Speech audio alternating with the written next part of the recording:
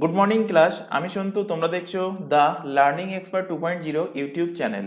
তোমাদের সামনে পুলিশের যে কনস্টেবল এবং এসআই এর জন্য হিউজ ভ্যাকান্সি প্রকাশিত হয়েছে, তার জন্য আজ জিকেজিএস এর ওপর থেকে 34 নাম্বার ক্লাস প্রোভাইড করা হচ্ছে, অর্থাৎ 34 নাম্বার ক্লাসের সেকেন্ড পার্ট আমরা আজকের ক্লাসে আলোচনা করব। কারণ এর আগের দিনের ক্লাসে আমরা 34 নাম্বার ক্লাসের ফার্স্ট পার্ট অর্থাৎ 1 থেকে 9 নম্বর কোশ্চেন পর্যন্ত আলোচনা করেছিলাম। যেহেতু ক্লাসটা লেন্থি হয়ে যাচ্ছিল, তাই সেখানে আমি স্টপ করেছিলাম এবং বলেছিলাম যে নেক্সট বাকি যে কোশ্চেনগুলো থেকে গেছে সেগুলো পরের দিন করানো হবে। তো সেগুলোই নিয়ে আজকের ক্লাসে আলোচনা করব। তো ক্লাসের শুরুতে প্রত্যেককে বলছি প্রথম থেকে শেষ পর্যন্ত ক্লাসটা দেখবে, এবং একটা রিকোয়েস্ট তোমাদের কাছে থাকছে, কেউ এই চ্যানেলের কোনো ক্লাসকে বা কোনো ভিডিওকে ডাউনলোড করে দেখবে না। এটা আমাদের তরফ থেকে তোমাদের কাছে একটা ছোট রিকোয়েস্ট থাকছে। আর প্রথম থেকে শেষ পর্যন্ত ক্লাস দেখবে, এবং প্রিভিয়াস যে ক্লাসগুলো হয়ে গেছে সেগুলো কিন্তু অবশ্যই অবশ্যই খাতায় তোমরা নোট ডাউন করবে এবং সেগুলো নির্দিষ্ট দিন অন্তর রিভিশন করবে। আর প্রিভিয়াস ক্লাসগুলো না দেখে থাকলে উপরে আই বাটনে লিঙ্ক শো হচ্ছে, অথবা এই চ্যানেলের ডেসক্রিপশন বক্সটা ফলো করো, তার মধ্যে প্রিভিয়াস ক্লাসের লিঙ্ক প্রোভাইড করাই আছে, সেটার উপর ক্লিক করলে সেখান থেকে প্রিভিয়াস ক্লাসগুলো পরপর দেখে নিতে পারবে। তো শুরু করছি আজকের ক্লাস। ফার্স্ট কোশ্চেন দেখো, 10 নম্বর কোশ্চেন। এটা কিন্তু তোমাদের হোমওয়ার্ক দেওয়া ছিল, অ্যান্সার কমেন্ট বক্সে কমেন্ট করতে বলেছিলাম। তো কোশ্চেনটা কি ছিল, নিম্নলিখিত কোন বন্দরটি ভারতের ব্যস্ততম বন্দর? ভারতের ব্যস্ততম বন্দর হলো মুম্বাই পোর্ট। মুম্বাই বন্দর হলো ভারতের ব্যস্ততম বন্দর। লেখো এখানে মুম্বাই বন্দর। মুম্বাই বন্দরকে ইংলিশে বলা হয় কি? পোর্ট। তো মুম্বাই পোর্ট হলো ভারতের বিজিয়েস্ট, সব থেকে ব্যস্ততম, বিজিয়েস্ট পোর্ট অফ ইন্ডিয়া, ভারতের সব থেকে ব্যস্ততম বন্দর। এর পাশাপাশি যদি কোশ্চেন দেয় ভারতের সব থেকে বড়, বিগেস্ট, ভারতের সব থেকে বড় বন্দর কোনটা? তো অ্যান্সার একটাই হবে, মুম্বাই পোর্ট। মুম্বাই পোর্টটা হলো ন্যাচারাল পোর্ট, ন্যাচারাল পোর্ট অর্থাৎ স্বাভাবিক পোতাশ্রয়, এবং মুম্বাই পোর্টটা কিন্তু tax free port. Tax tax free port, এগুলো কিন্তু মুম্বাই পোর্ট থেকে মনে রাখবে। মুম্বাই পোর্ট কোথায় অবস্থিত? মুম্বাই, মহারাষ্ট্রে অবস্থিত। এখান থেকে কোশ্চেন দেবে যে ভারতের সব থেকে পুরাতনতম অর্থাৎ ওল্ডেস্ট পোর্ট অফ ইন্ডিয়া, ভারতের সব থেকে পুরাতনতম বন্দর কোনটা? Oldest port of India. তো ভারতের সব থেকে পুরাতনতম বন্দর হলো কলকাতা বন্দর। কলকাতা পোর্ট হলো ভারতের সব থেকে পুরাতনতম বন্দর। আচ্ছা, এখান থেকে কিছু পোর্টের নাম লেখাবো যেগুলো এক্সামের জন্য ইম্পর্টেন্ট। কিভাবে কোশ্চেন দেবে? দেবে প্যারাদ্বীপ বন্দরটা বা প্যারাদ্বীপ পোর্ট কোন রাজ্যে অবস্থিত? কোশ্চেন দেবে যে মর্মুগাঁও পোর্টটা কোন রাজ্যে অবস্থিত? জেএনপিটি, জেএনপিটি মানে জওহরলাল নেহেরু পোর্ট ট্রাস্ট, এটা কোন রাজ্যে অবস্থিত? এইভাবে কিন্তু কোশ্চেন আসবে। তো সেগুলো এখান থেকে পরপর নোট ডাউন করে নাও। ফার্স্ট লেখো এখান থেকে, তিনটে কনফিউজিং হয়। একটা হলো মর্মুগাঁও, মর্মুগাঁও পোর্ট, মর্মুগাঁও পোর্ট কনফিউজিং তিনটে, পাশাপাশি লেখো মর্মুগাঁও port, Mazagaon port, Mazagaon port, আরেকটা লেখো এখান থেকে ম্যাঙ্গালুরু, ম্যাঙ্গালুরু পোর্ট। তিনটেই কিন্তু এম দিয়ে শুরু। তো মর্মুগাঁও পোর্ট, মাঝেগাঁও পোর্ট এবং ম্যাঙ্গালুরু পোর্ট, এই তিনটে পোর্ট কোন কোন রাজ্যে অবস্থিত? তো মর্মুগাঁও পোর্ট এটা অবস্থিত কোথায়? এটা অবস্থিত গোয়াতে। গোয়া রাজ্যের পোর্ট হলো কি? মর্মুগাঁও পোর্ট। মাঝেগাঁও মহারাষ্ট্রে অবস্থিত, মহারাষ্ট্রে অবস্থিত মাঝেগাঁও। আর ম্যাঙ্গালুরু পোর্ট এটা অবস্থিত কর্ণাটক, কর্ণাটকে অবস্থিত ম্যাঙ্গালুরু পোর্ট। এই তিনটেই কিন্তু ম্যাক্সিমাম কনফিউজিং হয়, খেয়াল রাখবে। মর্মুগাঁও গোয়াতে, মাঝেগাঁও মহারাষ্ট্রে এবং ম্যাঙ্গালুরু পোর্ট কোথায়? কর্ণাটকে অবস্থিত। নেক্সট লেখো এখান থেকে কান্ডালা, কান্ডালা, কান্ডালা পোর্ট। আচ্ছা, কান্ডালা পোর্টের নাম কিন্তু চেঞ্জ হয়ে গেছে, চেঞ্জ হয়ে এখন কি হয়ে গেছে? Deendayal port, Deendayal port. তো কান্ডালা বা দীনদয়াল পোর্ট কোন রাজ্যে অবস্থিত? এটা অবস্থিত গুজরাটে, গুজরাটে অবস্থিত। নেক্সট লেখো এখান থেকে JNPT, Jawaharlal Nehru port trust. আচ্ছা, কোশ্চেন দেয় জওহরলাল নেহেরু পোর্ট ট্রাস্টের প্রিভিয়াস নেম কি ছিল এই পোর্টের? তো এর প্রিভিয়াস নেম ছিল নবসেবা, নবসেবা, নবসেবা ছিল এর প্রিভিয়াস নেম। কোন রাজ্যে অবস্থিত? JNPT মুম্বাইতে অবস্থিত, মুম্বাই, মুম্বাইতে অবস্থিত। তাহলে মহারাষ্ট্রে অবস্থিত তিনটে পোর্ট কি কি? একটা হলো মুম্বাই পোর্ট, একটা হলো মাঝেগাঁও, আর একটা হলো JNPT। এই তিনটেই কিন্তু মহারাষ্ট্রে অবস্থিত। নেক্সট লেখো কোচিন, কোচিন পোর্ট, কোচিন পোর্ট। আচ্ছা, কোচিন পোর্ট কোথায়? কোচিন পোর্ট অবস্থিত কেরালা রাজ্যে। নেক্সট লেখো প্যারাদ্বীপ, প্যারাদ্বীপ, প্যারাদ্বীপ পোর্ট কোথায়? প্যারাদ্বীপ পোর্ট অবস্থিত ওড়িশা, ওড়িশাতে অবস্থিত প্যারাদ্বীপ। নেক্সট লেখো বিশাখাপত্তনম, বিশাখা, বিশাখাপত্তনম, বিশাখাপত্তনম অন্ধ্রপ্রদেশ, অন্ধ্রপ্রদেশের পোর্ট হলো বিশাখাপত্তনম। আরেকটা লেখো এখান থেকে লেখো কামারাজার, কামারাজার, কামারাজার এটা কিন্তু নতুন নাম হয়েছে। কোন পোর্টের নাম হয়েছে? এন্নোর, আগে এন্নোর ছিল নাম, এর নতুন নাম হয়েছে কামারাজার। পোর্টটা কোথায় অবস্থিত? এটা অবস্থিত তামিলনাড়ুতে, তামিলনাড়ুতে অবস্থিত কামারাজার, অর্থাৎ এন্নোর পোর্ট। আচ্ছা, এখান থেকে আরো দুটো কোশ্চেন তোমরা লিখে নাও, এখানে নোট করো। একটা ফার্স্ট পড়ালাম, ভারতের সব থেকে বড় বিগেস্ট পোস্ট কোনটা? বিগেস্ট বা ব্যস্ততম মুম্বাই পোর্ট হয়ে যাবে। আর যদি কোশ্চেন দেয় পুরানোতম ওল্ডেস্ট পোর্ট, তো হয়ে যাবে কলকাতা। এখান থেকে কোশ্চেন দেবে ভারতের সব থেকে গভীরতম পোর্ট কোনটা? Deepest, deepest port of India, গভীরতম পোর্ট কোনটা বা গভীরতম পোর্ট কোন রাজ্যে অবস্থিত? এইভাবে কোশ্চেন দিতে পারে। তো মনে রাখবে কৃষ্ণাপত্তনম, কৃষ্ণা, কৃষ্ণাপত্তনম পোর্ট কোথায়? অন্ধ্রপ্রদেশে অবস্থিত। অন্ধ্রপ্রদেশে এক্ষুনি পড়ালাম। আরেকটা পোর্ট আছে কি? বিশাখাপত্তনম এবং কৃষ্ণাপত্তনম হলো যেটা ভারতের সব থেকে গভীরতম পোর্ট। কোশ্চেন দেবে ভারতের সব থেকে নবীনতম, মানে নিউয়েস্ট পোর্ট অফ ইন্ডিয়া, নবীনতম পোর্ট অফ ইন্ডিয়া কোনটা? নতুন পোর্ট কোনটা তৈরি হয়েছে? তো মনে রাখবে বাঁধওয়ান, বাঁধওয়ান, বাঁধওয়ান পোর্ট, বাঁধওয়ান পোর্ট এটা কিন্তু কোথায় অবস্থিত? মহারাষ্ট্রে অবস্থিত, মহারাষ্ট্রে অবস্থিত। তো মহারাষ্ট্রে চারটে পোর্ট পড়ালাম, একটা হলো মুম্বাই পোর্ট, একটা হলো বাঁধওয়ান পোর্ট, একটা হলো JNPT, আর একটা পড়ালাম কি? মাঝেগাঁও পোর্ট। এই চারটে পোর্টই কিন্তু মহারাষ্ট্রে অবস্থিত। আচ্ছা, এবার এখান থেকে আমি ম্যাপ সহকারে বুঝিয়ে দিচ্ছি, তাহলে সহজেই মনে থাকবে। এখান থেকে আরেকবার ভালোভাবে দেখে নাও যে পোর্টগুলো বললাম ভারতের স্টেটের সাথে ম্যাপের সাথে রিলেট করে পড়ো, তাহলে সব থেকে ভালোভাবে বুঝতে পারবে। গুজরাটের এই যে উপকূল, গুজরাট, এই উপকূলটা কিন্তু ভারতের। কোশ্চেন দেয় ভারতের কোন রাজ্যের সব থেকে সমুদ্রী তটরেখা বেশি আছে? তো মনে রাখবে গুজরাটের, গুজরাটের উপকূল কিন্তু সব থেকে বেশি। কোশ্চেন দেয় ভারতের কটা রাজ্য সমুদ্রের তটরেখা শেয়ার করে? তো খেয়াল রাখবে 9টা রাজ্য। কি কি? গুজরাট, মহারাষ্ট্র, গোয়া, কর্ণাটক, কেরালা। এদিকে করমন্ডল সাইডে চলে আসো, তামিলনাড়ু, অন্ধ্রপ্রদেশ, ওড়িশা অ্যান্ড ওয়েস্ট বেঙ্গল। তো এই 9টা রাজ্য কিন্তু সমুদ্র, সামুদ্রিক তটরেখা কিন্তু শেয়ার করে।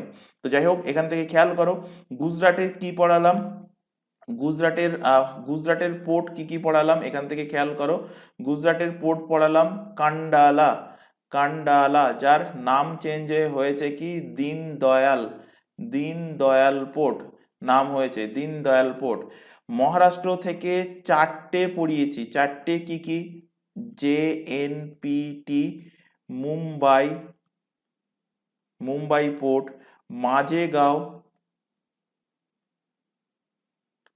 মাঝেগাঁও, এবং আরেকটা কি পড়ালাম?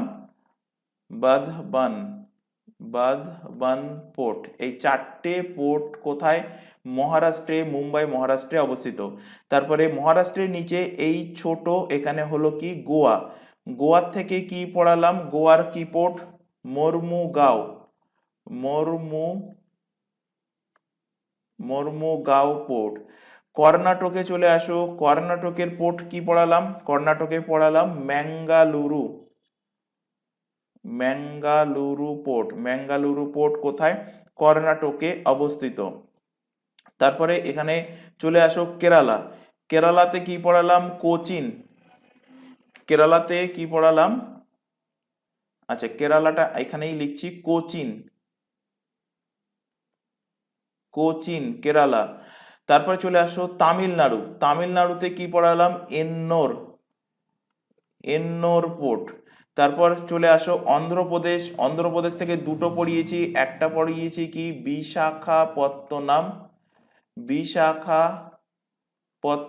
আর ভারতের সব থেকে গভীরতম পোর্ট কি? কৃষ্ণাপত্তনম, কৃষ্ণাপত্তনম। তারপর ওড়িশা থেকে কি পড়িয়েছি? প্যারাদ্বীপ, প্যারাদ্বীপ ওড়িশা, প্যারাদ্বীপ ওড়িশা। তো এগুলো ম্যাপের সাথে রিলেট করিয়ে দিলাম, আশা করি যদি ম্যাপ দেখে পড়ো তাহলে কিন্তু দীর্ঘদিন জিনিসগুলো মনে থাকবে। নেক্সট কোশ্চেন চলে আসো, পুনা শহরটি কোন নদীর তীরে অবস্থিত? বহুবার পড়িয়েছি। পুনা কোন নদীর তীরে? মুলা ও মুথা, মুলা এবং মুথা নদীর তীরে অবস্থিত পুনে শহর। পুনে কোন স্টেটের মধ্যে পড়ে? মহারাষ্ট্র, মহারাষ্ট্রের পুনে শহর মুলা ও মুথা নদীর তীরে অবস্থিত। এখান থেকে নেক্সট লেখো যে important city of India and bank of river, ভারতের গুরুত্বপূর্ণ শহর এবং সেগুলো কোন নদীর তীরে অবস্থিত। ফার্স্ট লেখো, যদিও এর আগের ক্লাসগুলোর মধ্যে 2 থেকে 3 বার পড়ানো হয়ে গেছে, যারা আগের ক্লাসগুলোতে পড়েছো তাদের আরো আরেকবার রিভিশন হয়ে যাবে। নতুন যারা তাদেরকে বারবার বলছি এগুলো খাতায় নোট ডাউন করবে, কারণ এগুলো পিডিএফ এ ডাউনলোড করতে পারবে না, কারণ পিডিএফ এ প্রোভাইড করা হবে না এগুলো। আর লাস্ট কয়েকটা ক্লাস থেকেই বলছি।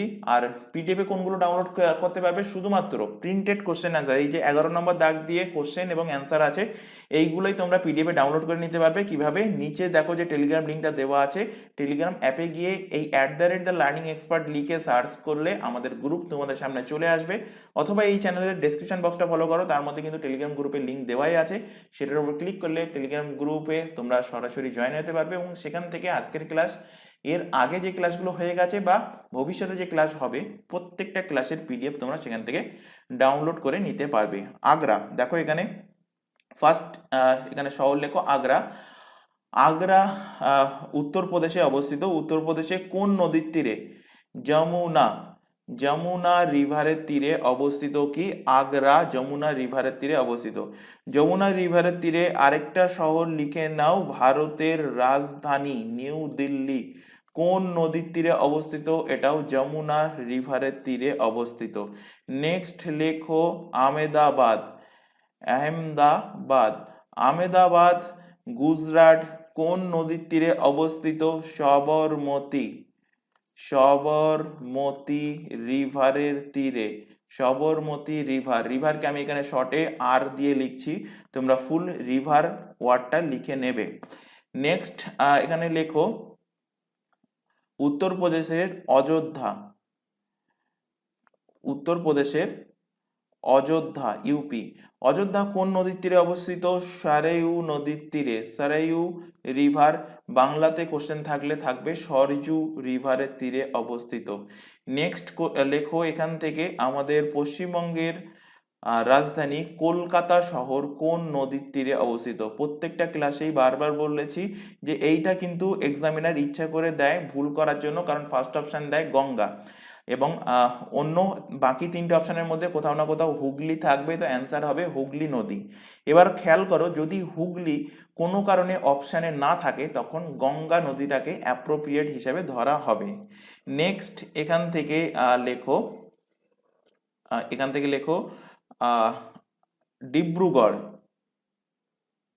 ডিব্রুগড়, ডিব্রুগড় আরেকটা জায়গা লিখে নাও গুয়াহাটি, দুটোই কিন্তু আসামের, গুয়াহাটি। গুয়াহাটি। দুটোই আসামের শহর। কোন নদীর তীরে? ব্রহ্মপুত্র। ব্রহ্মপুত্র রিভারের তীরে এটা, এই দুটো শহর কিন্তু অবস্থিত। নেক্সট এখান থেকে লেখো হরিদ্বার। হরিদ্বার, হরিদ্বার। এখান থেকে লেখো, লিখতে পারো প্রয়াগরাজ অর্থাৎ এলাহাবাদ। এলাহাবাদ যার নতুন নাম হয়েছে প্রয়াগরাজ। তারপর বিহারের পাটনা, পাটনা শহর। এগুলো প্রত্যেকটাই কিন্তু গঙ্গা রিভারের তীরে অবস্থিত, গঙ্গা নদীর তীরে অবস্থিত। কি কি বললাম? বললাম হরিদ্বার, প্রয়াগরাজ এবং পাটনা। তারপর উত্তরপ্রদেশের কানপুর, এগুলো প্রত্যেকটাই কিন্তু গঙ্গা নদীর তীরে অবস্থিত। নেক্সট এখান থেকে লেখো, এখান থেকে লেখো হায়দ্রাবাদ। হায়দ্রাবাদ বহুবার এক্সামে কোশ্চেন দিয়েছে, কোন নদীর তীরে অবস্থিত? তেলেঙ্গানার রাজধানী হায়দ্রাবাদ মুসি নদীর তীরে অবস্থিত, মুসি রিভার, মুসি রিভারের তীরে অবস্থিত। নেক্সট লেখো কোটা। কোটা শহর, রাজস্থানের কোটা শহর কোন নদীর তীরে? চাম্বল, চাম্বল রিভারের তীরে অবস্থিত রাজস্থানের কোটা শহর। নেক্সট এখান থেকে লেখো যে জম্মু, জম্মু শহরটা কোন নদীর তীরে অবস্থিত? তো তাওই। তোমরা যদি রেলে মানে দূরপাল্লা ট্রেনে উঠে থাকো জম্মুতে যাওয়ার জন্য, তো শুনবে শিয়ালদা থেকে একটা ট্রেন ছাড়ে জম্মু তাওই। তো সেই জম্মু জায়গার নাম, আর জম্মুর পাশে অবস্থিত কোন নদী? তাওই নদী। সেখান থেকেই ওই এক্সপ্রেস ট্রেনটার নাম হয়েছে কি জম্মু তাওই এক্সপ্রেস। তো তাওই রিভারের তীরে কোন শহর অবস্থিত? জম্মু শহর অবস্থিত। আর যদি বলে শ্রীনগর, এখানে লিখে নাও শ্রীনগর, শ্রীনগর, শ্রীনগর। শ্রীনগর শহরের আবিষ্কারক কে ছিল? সম্রাট অশোক। তো শ্রীনগরের কোন নদীর তীরে? ঝেলাম, ঝেলাম রিভারের তীরে অবস্থিত। নেক্সট লেখো গুজরাটের সুরাট। সুরাট কোন নদীর তীরে অবস্থিত? সুরাট অবস্থিত তাপি রিভারের তীরে। এখানেও কিন্তু এক্সামিনার ভুল করার জন্য অপশানে দেবে তাপ্তি নদী, তো খেয়াল রাখবে তাপ্তি নয়, তাপি রিভারের তীরে অবস্থিত কিন্তু সুরাট। নেক্সট লেখো, আচ্ছা এখানে উত্তরপ্রদেশের আরেকটা শহর লিখে নাও এই গঙ্গা রিভারের এখানে, বারাণসী। বারাণসী, বারাণসীও কিন্তু গঙ্গার তীরে অবস্থিত। নেক্সট এখান থেকে লেখো যে বিজয়ওয়াড়া।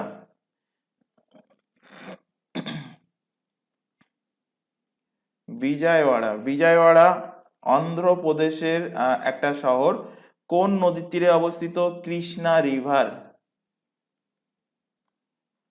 কৃষ্ণা রিভারের তীরে অবস্থিত বিজয়ওয়াড়া। নেক্সট এখান থেকে লেখো লখনৌ, উত্তরপ্রদেশের শহর লখনৌ। লখনৌ গোমতী রিভারের তীরে, গোমতী রিভারের তীরে অবস্থিত লখনৌ। নেক্সট লেখো রাউরকেলা, রাউরকেল্লা, রাউরকেল্লা উড়িষ্যাতে অবস্থিত কোন নদীর তীরে? ব্রাহ্মণী, ব্রাহ্মণী নদীর তীরে অবস্থিত। নেক্সট লেখো এখান থেকে তামিলনাড়ুর শহর মাদুরাই, মাদুরাই, মাদুরাই তামিলনাড়ু। মাদুরাই শহরটা কোন নদীর তীরে অবস্থিত? ভাইগাই, ভাইগাই রিভারের তীরে অবস্থিত মাদুরাই। নেক্সট লেখো নাসিক শহর, মহারাষ্ট্রের নাসিক, নাসিক শহর কোন নদীর তীরে অবস্থিত? নাসিক, নাসিক শহর অবস্থিত গোদাবরী রিভারের তীরে। এক্সামে কোশ্চেন দিয়েছিল, মনে রাখবে গোদাবরী রিভারের তীরে নাসিক শহরটা অবস্থিত। নেক্সট এখান থেকে লেখো উজ্জয়ন, মধ্যপ্রদেশের, মধ্যপ্রদেশের উজ্জয়ন শহরটা কোন নদীর তীরে অবস্থিত? তো উজ্জয়ন অবস্থিত শিপ্রা, শিপ্রা রিভারের তীরে, শিপ্রা নদীর তীরে উজ্জয়ন শহরটা অবস্থিত। নেক্সট লেখো এখান থেকে বারেইলি,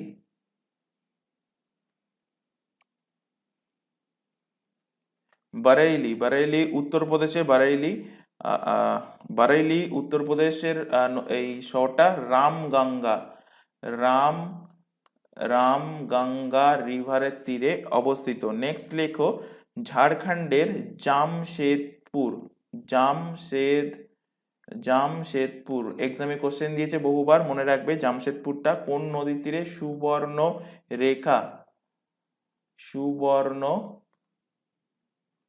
সুবর্ণরেখা নদীর তীরে অবস্থিত। গোয়ার রাজধানী পানাজি অবস্থিত মান্ডাভি রিভারের তীরে। নেক্সট লেখো ভারতের সব থেকে স্বচ্ছ শহর বর্তমানে ইন্দোর, মধ্যপ্রদেশের ইন্দোর শহরটা কোন নদীর তীরে অবস্থিত? খান রিভারের তীরে অবস্থিত, খান নদীর তীরে। তো এখানে প্রায় কিন্তু তোমাদের 25-30টা মতো শহর এখানে লিখে দিয়েছি। এগুলো প্রত্যেকটাই ইম্পর্টেন্ট, খাতায় নোট ডাউন করবে এবং এগুলো কিন্তু অবশ্যই রিভিশন করবে, এগুলো কিন্তু পিডিএফ এ পাবে না। চলে আসো নেক্সট কোশ্চেন। আচ্ছা, এখানে তোমাদের একটা ছোট ইনফরমেশন প্রোভাইড করার আছে। তোমরা এখন যে ক্লাসটা দেখছো সেটা হলো পুলিশ স্পেশাল, অর্থাৎ jail police, WP constable, WP SI, KP constable special GK GS এর ক্লাস। এর মধ্যে এই পুলিশের প্রত্যেকটা এক্সামের জন্য ইম্পর্টেন্ট জিকে জিএস কিন্তু টোটালি তোমাদের কভার করানো হবে এই সিরিজের মধ্যে। এর পাশাপাশি এই চ্যানেলে পিএসসি মিসলেনিয়াস, পিএসসি ক্লার্কশিপ, এছাড়া এসএসসির এক্সামের জন্য দুটো ইউটিউব চ্যানেল মিলিয়ে সম্পূর্ণ ফ্রিতে সিলেবাস ওয়াইজ কিন্তু জিকে জিএস এর ক্লাস সহ আদার্স অন্যান্য এক্সামের ক্লাস কিন্তু তোমাদের লাইভ ক্লাস প্রোভাইড করা হচ্ছে রেগুলার বেসিসে। লাইভ ক্লাস যদি অ্যাটেন্ড না করতে পারো, ক্লাস থেকে যায় রেকর্ডেড ফরম্যাটে, রেকর্ডেড হিসেবে পরবর্তীতে ক্লাসগুলো কিন্তু তোমাদের সময় মতো দেখে নিতে পারবে। তবে একটা রিকোয়েস্ট থাকছে, ক্লাসের শুরুতেও বলেছিলাম, কেউ এই চ্যানেলের কোনো ক্লাসকে ডাউনলোড করে দেখবে না, এটা আমাদের তরফ থেকে তোমাদের কাছে একটা ছোট রিকোয়েস্ট থাকছে। আর এই প্রত্যেকটা এক্সামের জন্য আমাদের আলাদা আলাদা হোয়াটসঅ্যাপ ব্যাচ ওপেন করা আছে। হোয়াটসঅ্যাপ ব্যাচে যুক্ত হওয়ার একটাই বেনিফিট, তোমাদের রুটিন কিন্তু সবার আগে হোয়াটসঅ্যাপ ব্যাচে প্রোভাইড করা হয়। সেই রুটিন ওয়াইজ যে ক্লাসগুলো, সেই ক্লাসগুলোর লিঙ্কও কিন্তু হোয়াটসঅ্যাপ ব্যাচেই প্রোভাইড করা হয়। এছাড়া তোমাদের এক্সাম রিলেটেড যাবতীয় গুরুত্বপূর্ণ ইনফরমেশন, যেমন কোনো notification, admit card, result, answer কি ইত্যাদি প্রকাশিত হোক, তো সবার আগে হোয়াটসঅ্যাপ ব্যাচেই কিন্তু জানিয়ে দেওয়া হয়। হোয়াটসঅ্যাপ ব্যাচে যুক্ত হতে চাইলে কি করতে হবে? নিচে যে হোয়াটসঅ্যাপ নাম্বারটা তোমাদের সামনে ডিসপ্লে হচ্ছে, এই নাম্বারে শুধুমাত্র হোয়াটসঅ্যাপে মেসেজ করে আমাদেরকে ইনফর্ম করবে যে তোমরা কোন ব্যাচের জন্য প্রিপারেশন নিতে চাও, কোন ব্যাচে অ্যাড হতে চাও। তো তোমাদের রিকোয়ারমেন্ট অনুযায়ী নির্দিষ্ট ব্যাচে কিন্তু তোমাদেরকে অ্যাড করে নেওয়া হবে। তবে এই নাম্বারে কেউ নর্মাল কল, ভিডিও কল করবে না, এটা তোমাদের কাছে রিকোয়েস্ট থাকছে। এছাড়া এখানে আরো একটা ইনফরমেশন দেবো, তোমরা এখন যে চ্যানেলে ক্লাসটা দেখছো তার নাম দা লার্নিং এক্সপার্ট 2.0। এই চ্যানেলেই প্রত্যেকটা এক্সামের জন্য GK GS, current affairs, reasoning and ইংলিশের ক্লাস পেয়ে যাবে সম্পূর্ণ ফ্রিতে এই চ্যানেল থেকে। এবং ম্যাথের ক্লাসের জন্য আমাদের আরও আরেকটা নতুন চ্যানেল ওপেন করা হয়েছে। চ্যানেলের নামটা ভালোভাবে দেখে নাও, ম্যাথস বাই সন্তু স্যার। যেহেতু চ্যানেলটা নতুন, চ্যানেলের লিঙ্ক আমরা এই ক্লাসের ডেসক্রিপশন বক্সের মধ্যে দিয়ে রেখেছি, সেটার উপরে ক্লিক করলে আমাদের নতুন ম্যাথের চ্যানেলে চলে আসতে পারবে। এবং যেহেতু চ্যানেলটা নতুন, চ্যানেলটাকে তোমরা অবশ্যই সাবস্ক্রাইব করে বেল আইকনকে অল নোটিফিকেশনে সেট করে নাও, এবং এটাকেও যদি সাবস্ক্রাইব না করে থাকো এটাকেও সাবস্ক্রাইব করে নাও। রেগুলার বেসিসে চ্যানেল দুটোতে ক্লাস চলছে, রেগুলার বেসিসে চ্যানেল দুটো থেকে ক্লাসগুলো করতে থাকো। চলে আসো পরের কোশ্চেন। সম্পূর্ণ পুষ্টি যোজনা বা পদা পুষ্টি যোজনা চালু করেছে কোন রাজ্য সরকার? তো এই সম্পূর্ণ পুষ্টি যোজনা বা পদা পুষ্টি যোজনা এটা চালু করেছে ওড়িশা গভর্নমেন্ট, ওড়িশা সরকার চালু করেছে। তো ওড়িশা থেকে এখানে দুটো কোশ্চেন তোমাদের মনে রাখতে হবে, কারণ কি এখানে রিসেন্টলি কিন্তু চিফ মিনিস্টার চেঞ্জ হয়েছে এবং গত বছর গভর্নর চেঞ্জ হয়েছে। তো আগে নীতিশ কুমার ছিলেন ওড়িশার চিফ মিনিস্টার। তো ওড়িশার ক্যাপিটাল কি? ওড়িশার ক্যাপিটাল হলো ভুবনেশ্বর, ভুবনেশ্বর হলো ওড়িশার ক্যাপিটাল। কোশ্চেন দেবে ওড়িশার চিফ মিনিস্টারকে বর্তমানে, কারণ রিসেন্ট যে সমস্ত চিফ মিনিস্টার চেঞ্জ হয় সেগুলো কিন্তু এক্সাম পয়েন্ট অফ ভিউ থেকে ইম্পর্টেন্ট হয়ে যায়, মনে রাখবে। আগে ছিল নীতিশ কুমার, এখন হয়েছে মোহন চরণ মাঝি, মোহন চরণ মাঝি। আর গভর্নর 2024-এই চেঞ্জ হয়েছে, রঘুবর সরি 2023-এই চেঞ্জ হয়েছে। রঘুবর দাস হলো ওড়িশার গভর্নর। নেক্সট কোশ্চেন চলে আসো, ভারতের বৃহত্তম তৈল শোধনাগার কোনটা? আচ্ছা, একটা কথা বলে রাখি, অনেক ক্যান্ডিডেট এমন থাকো যারা রেগুলারলি ক্লাস দেখো না। সাপোজ ধরো এই ক্লাসটা আজকে তোমাদের সেপ্টেম্বর মাসের প্রথম দিকে টেলিকাস্ট হচ্ছে, তো এই ক্লাসটা সাপোজ কেউ অক্টোবর, নভেম্বর, ডিসেম্বর বা এখান থেকে 6 মাস পরে যদি দেখো, তো সিএম, গভর্নর বা যেখানে প্রাইম মিনিস্টার, প্রেসিডেন্ট বা কোনো দেশের প্রেসিডেন্ট যেগুলো পড়ানো হয় সেগুলো হয়তো চেঞ্জ হতে পারে, বা কোনো অর্গানাইজেশনের কোনো প্রেসিডেন্ট পদে বা চেয়ারম্যান পদে যারা নিযুক্ত থাকেন সেগুলো হয়তো চেঞ্জ হতে পারে।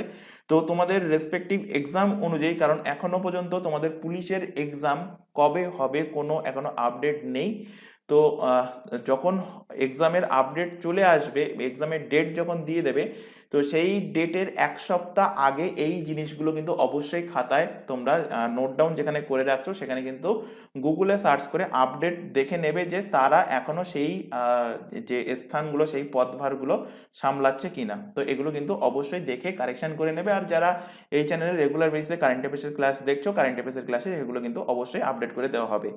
নেক্সট কোশ্চেন, ভারতের বৃহত্তম তৈল শোধনাগার কোনটি? তো ভারতের সব থেকে বড় তৈল শোধনাগার বৃহত্তম, সেটা হলো কি গুজরাটের জামনগর, অপশন ডি এর কিন্তু সঠিক অ্যান্সার হবে।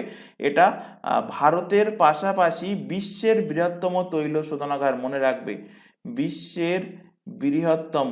তো বিশ্বের বৃহত্তম, তো অবভিয়াসলি ভারতের বৃহত্তম হয়ে যাবে বিশ্বের বৃহত্তম তৈল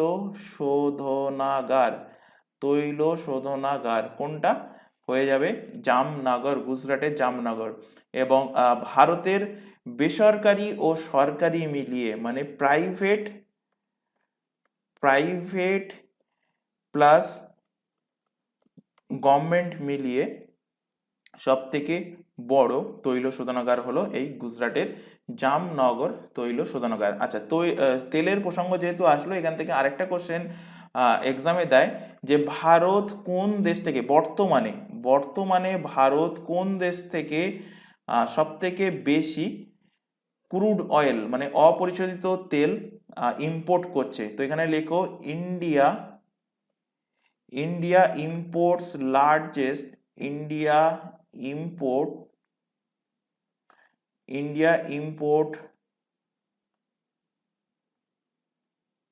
largest amount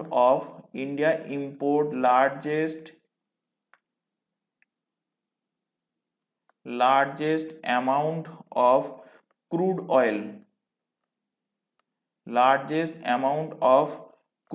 oil at present, এখন বর্তমানে, কারণ পরবর্তীতে চেঞ্জ হতে পারে। তো কোন দেশ থেকে? রাশিয়ার থেকে সব থেকে বেশি অপরিশোধিত তেল কিন্তু ভারত এখন বর্তমানে ইম্পোর্ট করছে। নেক্সট কোশ্চেন, নিম্নলিখিত কোনটি প্রথম পরিকল্পনা ছুটির সময়কাল? তো প্রথম পরিকল্পনা ছুটির সময়কাল ছিল 1966 থেকে, মানে থার্ড 5 ইয়ার প্ল্যানের পরেই কিন্তু এটা হয়েছিল। একে ইংলিশে বলা হয় কি, পরিকল্পনা ছুটিকালকে ইংলিশে বলা হয় প্ল্যান হলিডে। তো প্রথম প্ল্যান হলিডে কবে নেওয়া হয়েছিল? থার্ড 5 ইয়ার প্ল্যানের পরে 1966 থেকে 3 বছর 1969 পর্যন্ত কিন্তু প্রথম পরিকল্পনা অবসর ছিল। এবং এর পিছনের প্রধান কারণ কি ছিল? কারণ এই টাইম পিরিয়ডের মধ্যে ভারতের সাথে চীনের যুদ্ধ হয়েছিল 1962-তে, 1965-তে ভারত পাকিস্তান কিন্তু যুদ্ধ হয়েছিল। তো সেই কারণেই কিন্তু এই টাইমটাই কিন্তু 5 ইয়ার প্ল্যানের ছুটির কাল অর্থাৎ প্ল্যান হলিডে ছিল। তো 5 ইয়ার প্ল্যানের প্রসঙ্গ যেহেতু এসছে, এখান থেকে ইম্পর্টেন্ট 5 ইয়ার প্ল্যানগুলো একটুখানি ডিসকাস করে দিই ছোটভাবে। ফার্স্ট লেখো ফার্স্ট 5 ইয়ার প্ল্যান, শর্টে লিখলাম FYP। ফার্স্ট 5 ইয়ার প্ল্যান কবে লাগু হয়েছিল? প্রথম পঞ্চবার্ষিকী পরিকল্পনা কবে লাগু হয়? বহুবার এক্সামে কোশ্চেন দিয়েছে, মনে রাখবে 1951। পঞ্চবার্ষিকী পরিকল্পনা নাম থেকে বুঝতে পারছো 5 বছরের পরিকল্পনা, তো 51 থেকে চলবে 56 পর্যন্ত। এই পরিকল্পনাকে কি বলা হয়? মনে রাখবে হ্যারোড ডোমার মডেল। কোশ্চেন দেয় হ্যারোড ডোমার মডেল বলা হয় কোন পঞ্চবার্ষিকী পরিকল্পনাকে? ফার্স্ট 5 ইয়ার পরিকল্পনাকে। এই পরিকল্পনার ফার্স্ট 5 ইয়ার প্ল্যানের লক্ষ্য কি ছিল? তো লক্ষ্য ছিল কৃষিকাজ সেক্টরটাকে অর্থাৎ এগ্রিকালচার সেক্টরটাকে ডেভেলপ করা, to develop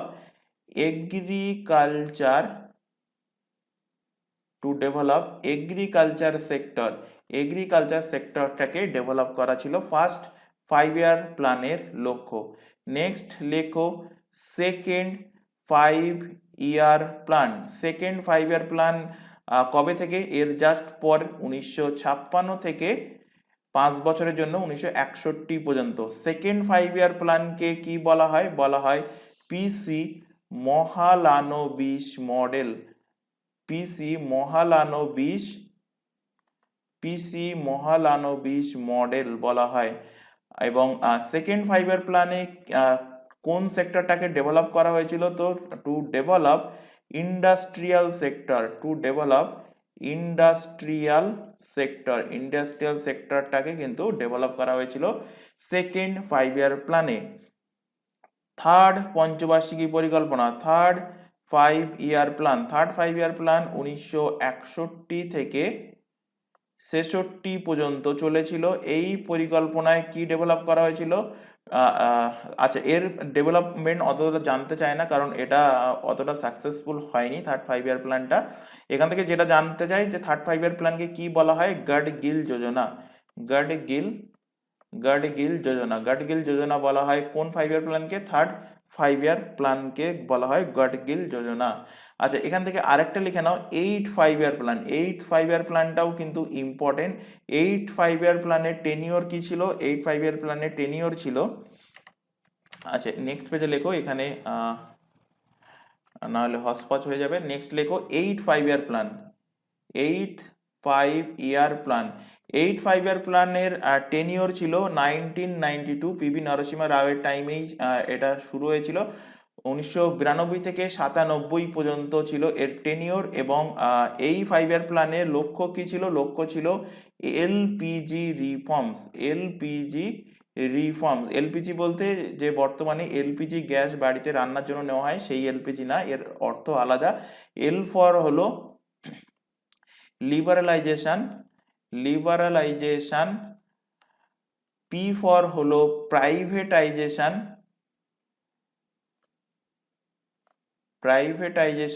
R G for হলো গ্লোবালাইজেশন।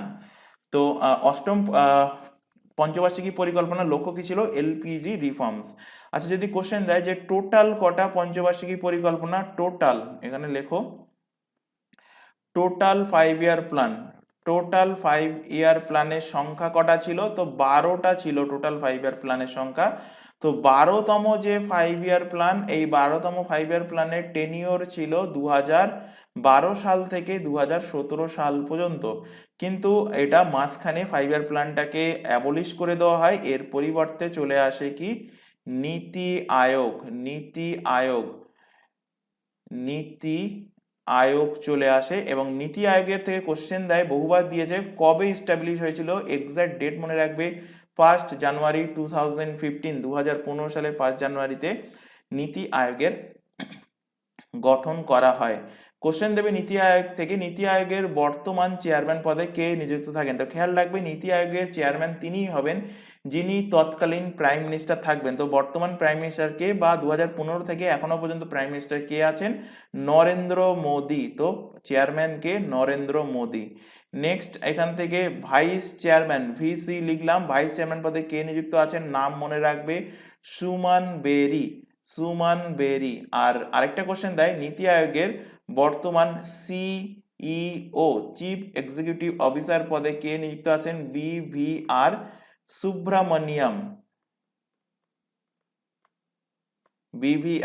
সুব্রামনিয়াম বর্তমানে নীতি আয়োগের সিইও পদে নিযুক্ত আছেন। নেক্সট কোশ্চেন, আচ্ছা অ্যান্সার দিয়েছিলাম এখানে, হ্যাঁ অ্যান্সার দিয়েছি। নেক্সট কোশ্চেন চলে আসো, নিম্নলিখিত কোনটি একটি মৌলিক অধিকার নয়? এর মধ্যে কোনটা মৌলিক অধিকার নয়? তো এখানে ক্লিয়ারলি দেখা যাচ্ছে সম্পত্তির অধিকার। এটা আগে কিন্তু মানে সংবিধান যখন লাগু হয়েছিল 26 জানুয়ারি 1950-এ, তখন কিন্তু সম্পত্তির অধিকার কি ছিল? মৌলিক অধিকার ছিল, মানে ফান্ডামেন্টাল রাইটের মধ্যে ছিল। তো কোন আর্টিকেল থেকে কোন আর্টিকেলের মধ্যে ছিল? তো আর্টিকেল মানে ফান্ডামেন্টাল রাইট আর্টিকেল 12 থেকে, এখানে লিখে রাখো ফান্ডামেন্টাল রাইট, শর্টে লিখছি F R, fundamental right. Fundamental right কোন আর্টিকেল থেকে কোন আর্টিকেল পর্যন্ত? আর্টিকেল নাম্বার 12 থেকে আর্টিকেল নাম্বার 35 পর্যন্ত হলো কি ফান্ডামেন্টাল রাইটের মধ্যে আসে। ফান্ডামেন্টাল রাইট কত নম্বর পার্টের মধ্যে আসে? এটাও বহুবার এক্সামে কোশ্চেন দিয়েছে, মনে রাখবে পার্ট 3-র মধ্যে আসে ফান্ডামেন্টাল রাইট, মৌলিক অধিকার। তো এই মৌলিক অধিকার আর্টিকেল 12 থেকে 35-এর মধ্যে আর্টিকেল নাম্বার 19-এর এফ বা অনেক বইতে থাকে আর্টিকেল নাম্বার 19-এর 6। তো যাই হোক না কেন, তোমরা যদি অ্যালফাবেটিক্যাল সিরিজ হিসেবেও পড়ে দেখো, রিজনিং এ আশা করি সবাই মুখস্থ করেছো এ থেকে জেড পর্যন্ত যে অ্যালফাবেটের যে প্লেস ভ্যালু, মানে জেড এর প্লেস ভ্যালু যেমন 26, অ এর 25, তারপরে ও এর 15, এম এর 13, তো এই প্লেস ভ্যালুর কথা বলছি। তো এফ এর প্লেস ভ্যালু কত? 6। তো সেই হিসাবে অনেক বইতে 19-এর এফ ক্লস লেখা থাকে বা অনেক বইতে 19-এর 6 নম্বর ক্লস লেখা থাকে। তো আর্টিকেল 19-এর এফ নাম্বার ক্লসে সম্পত্তির অধিকারের কথা বলা ছিল, এবং বলা ছিল আর্টিকেল নাম্বার 31-এ। এই দুটোর মধ্যেই কিন্তু সম্পত্তির অধিকারের কথা অর্থাৎ ফান্ডামেন্টাল রাইটের মধ্যে ছিল। কিন্তু 44তম অ্যামেন্ডমেন্ট কোশ্চেন দেয় যে এই সম্পত্তির অধিকারকে কততম সংশোধনের মাধ্যমে ফান্ডামেন্টাল রাইট থেকে তুলে নিয়ে এটাকে কানুনি অধিকারের মধ্যে নিয়ে যাওয়া হয়েছে। তো খেয়াল রাখবে 44তম অ্যামেন্ডমেন্ট, 44th অ্যামেন্ডমেন্ট কবে হয়েছিল? 1978, 1978-এ। এই সংশোধনের মাধ্যমে সম্পত্তির অধিকারকে ফান্ডামেন্টাল রাইট থেকে তুলে নিয়ে যাওয়া হয়েছে কোন রাইটসের মধ্যে? লিগ্যাল রাইটস, বাংলাতে কানুনি অধিকার। কোন আর্টিকেলের মধ্যে নিয়ে যাওয়া হয়েছে? আর্টিকেল নাম্বার 300-এর মধ্যে কিন্তু এটাকে নিয়ে যাওয়া হয়েছে। এবার এখান থেকে আরেকটা কোশ্চেন তোমাদের দেবে যে এই যে সংশোধনীটা হয়েছিল সম্পত্তির অধিকারটাকে ফান্ডামেন্টাল রাইট থেকে লিগ্যাল রাইটে নিয়ে যাওয়ার, সেই টাইমে প্রাইম মিনিস্টার কে ছিল? তৎকালীন প্রধানমন্ত্রী কে ছিলেন? তো সেই টাইমে প্রধানমন্ত্রী ছিলেন মোরারজি দেশাই।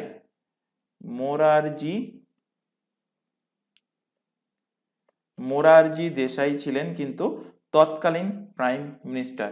নেক্সট কোশ্চেন, রাজ্যপাল কত বছরের জন্য নিযুক্ত হয়ে থাকেন? তো ন্যাচারালি রাজ্যপাল 5 বছরের জন্য নিযুক্ত হয়ে থাকেন, কিন্তু রাজ্যপালকে কে অ্যাপয়েন্টমেন্ট করে? লেখো এখানে, কিন্তুর পরে কি সেটা বলছি একটু পরে। গভর্নর লেখো। গভর্নরকে কে অ্যাপয়েন্ট করে যদি কোশ্চেন দেয়? কে নিযুক্ত করে?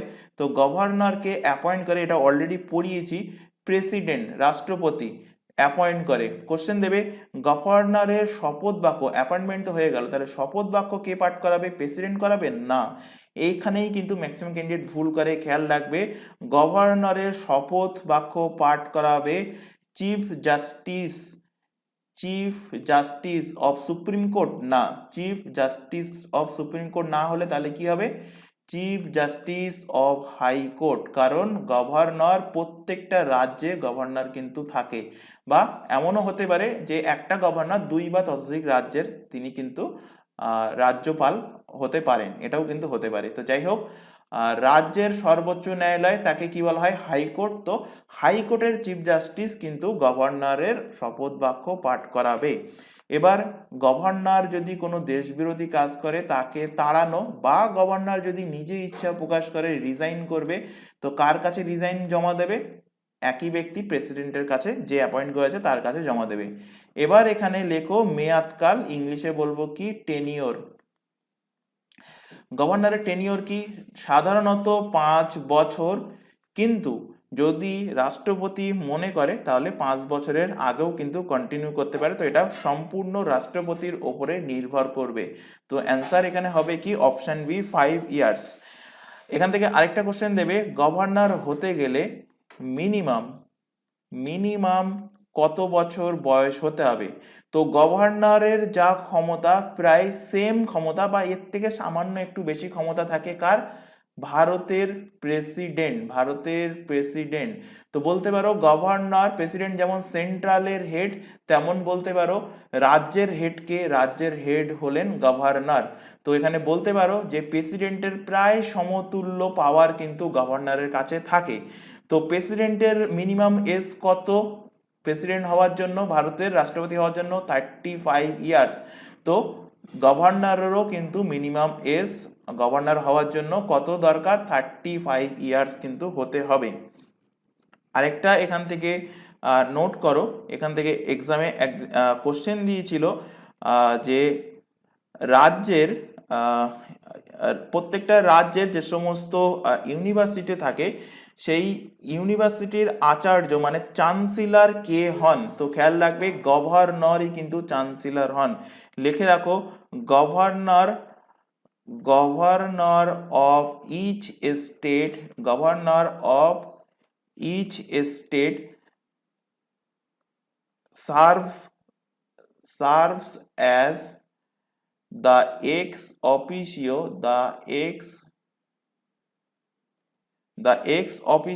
chancellor, এটা কিন্তু এক্সামে দিয়েছে, মনে রাখবে যে ইউনিভার্সিটির আচার্য কে হন? রাজ্যের রাজ্যপাল হয়ে থাকেন। X officio chancellor of states university.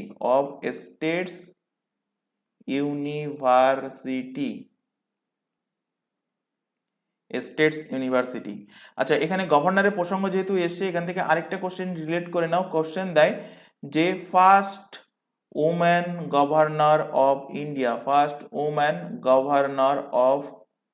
Governor কে ইন্ডিয়ার? তো ফার্স্ট ওম্যান গভর্নর হলেন সরোজিনী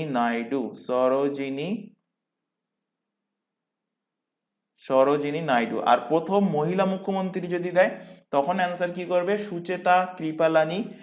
তিনি উত্তরপ্রদেশের কিন্তু প্রথম মহিলা মুখ্যমন্ত্রী হয়েছেন। আর পশ্চিমবঙ্গের যদি উল্লেখ করে দেয়, টোটাল ভারতের মধ্যে প্রথম মহিলা মুখ্যমন্ত্রী হবে সুচেতা কৃপালানি।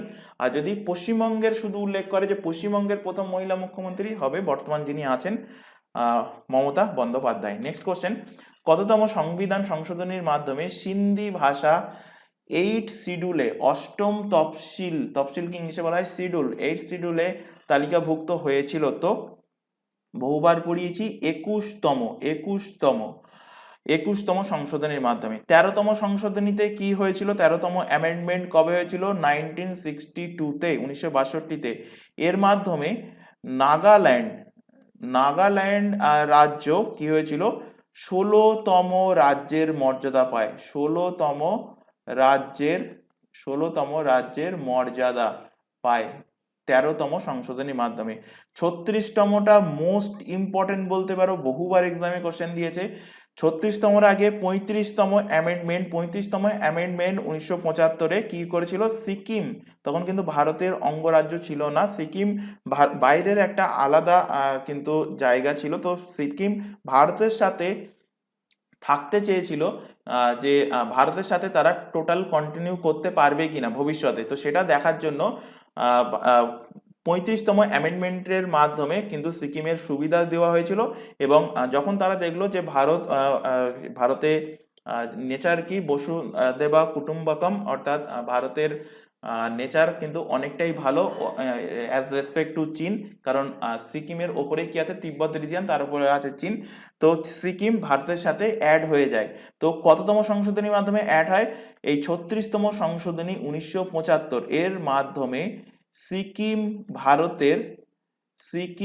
ভারতের কততম, এটাও কিন্তু বহুবার এক্সামে দিয়েছে, 22তম রাজ্য হিসাবে যুক্ত হয়। 22তম রাজ্য হিসাবে যুক্ত হয় 36তম অ্যামেন্ডমেন্টের মাধ্যমে সিকিম রাজ্যটা। আর 52তম সংশোধনী এটা হয়েছিল 1985। এটাও মোস্ট ইম্পর্টেন্ট কোশ্চেন, 1985। কেন মোস্ট ইম্পর্টেন্ট? কারণ এই সংশোধনীর মাধ্যমে দল ত্যাগ বিরোধী আইন, যাকে ইংলিশে বলা হয় অ্যান্টি